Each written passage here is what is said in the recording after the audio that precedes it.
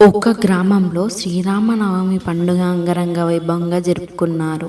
ప్రజలు ఉదయాన్నే లేచి ఇల్లులు శుభ్రం చేసుకొని ఇంటి ముందట కల్లాపి చల్లి ముగ్గులు వేసుకొని ఇంటిని రంగురంగుల తోరణాలతో అలంకరిస్తున్నారు. రంగురంగుల పూలతోని మరియు మామిడి తోరణాలతోని ఊరిని మరియు ఇల్లుని అలంకరించుకున్నారు. గీతమ్మ ఉదయాన్నే ఇంట్లోనే శ్రీరామనవమి రోజు రామునికి మరియు సీతకు పూజ చేసుకొని తన మనసులో ఉన్న కోరికలు రామునికి చెప్పి రామునికి వడపప్పు పానకం ప్రసాదంగా పెట్టింది. శ్రీరామనవమి పండుగ అనగానే శ్రీరామునికి ఎంతో ఇష్టమైన వడపప్పు పానకం ప్రసాదంగా పెట్టి అందరికీ పంచింది. ఇంట్లోని చిన్న పిల్లలు కొత్త బట్టలు వేసుకొని దేవాలయానికి వెళ్లి వాళ్ళ స్నేహితులతో ఆడుకుంటున్నారు. దేవాలయంలో శ్రీరాముని కళ్యాణం జరుగుతుంది. ఊరిలోని ప్రజలందరూ దేవాలయానికి వెళ్లి శ్రీరాముని కళ్యాణం చూస్తున్నారు. ఊరిలోని ప్రజలందరూ భక్తి శ్రద్ధలతో శ్రీరాముని కళ్యాణం చూసి నమస్కరిస్తున్నారు. ప్రజలందరూ ఆటపాటలతో శ్రీరాముని పల్లకి ఊరేగిస్తున్నారు. రాముని పల్లకి ఊరంతా